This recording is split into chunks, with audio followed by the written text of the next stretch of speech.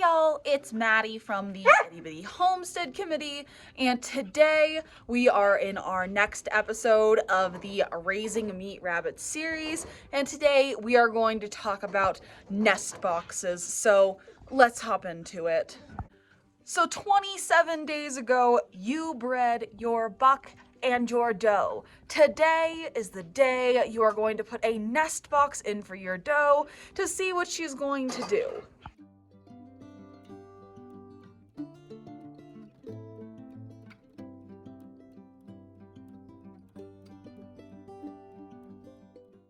Now, there are a lot of options for nest boxes. You can go with something traditional that is wooden. You can go with plastic. We really like cat litter boxes here and Tupperware containers from Walmart.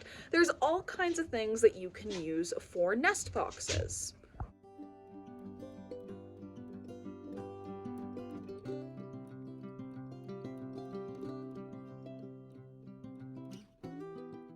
The biggest thing to remember is making sure that the nest box is large enough for the rabbit to get into, but not so large that the rabbit hangs out in it, and uses the nest box as a litter box, because a lot of does are disgusting and will pee and poop on the area that they are deeming appropriate to raise their children in.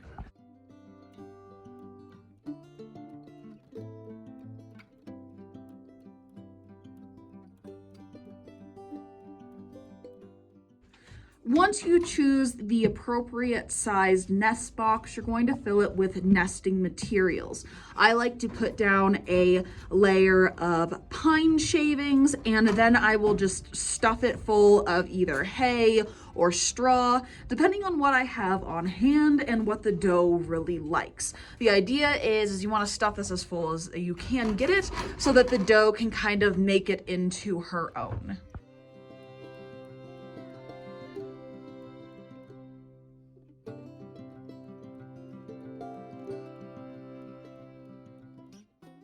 So here is the same nest box. I now have it just stuffed full of hay and ready to throw it in with the mom so that she can kind of do whatever she wants with it.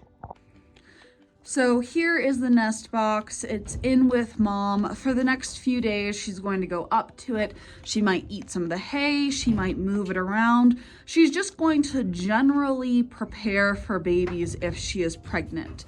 Now, this can include fur pulling. This can include hay stashing. There's a bunch of things she can do.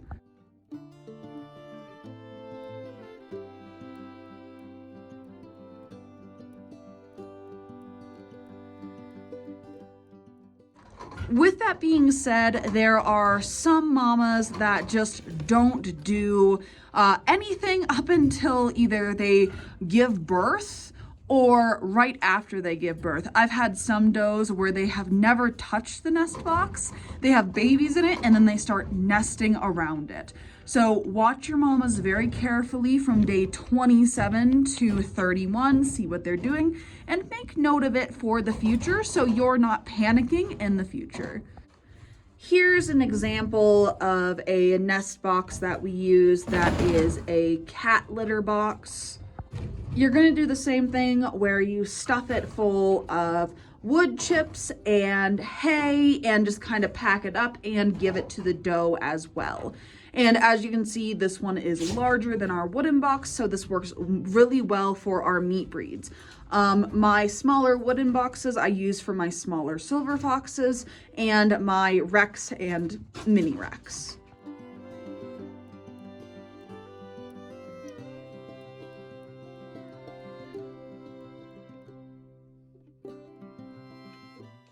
Something else to keep in mind is if you have a larger nest box with a larger doe and you're keeping them in 24 by 24 inch singleton cages, is maybe moving them up to a larger cage when they get a nest box to give the moms more room to move around. So right here we see Danny.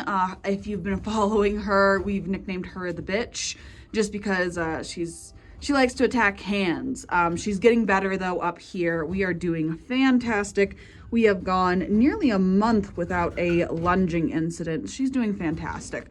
But I'm giving her a larger cage than her singleton cage so that she has her nest box over here and she has all of this area to move around and do what she needs to do without being cramped up. So if you have a larger meat animal, keeping them in a larger cage is beneficial if you don't want to move them around. But if you only want to keep them in the larger cages when they're kindling and having babies, this is the way to do it. 24 by 24 up to 36 by 36, making sure they have room to move around.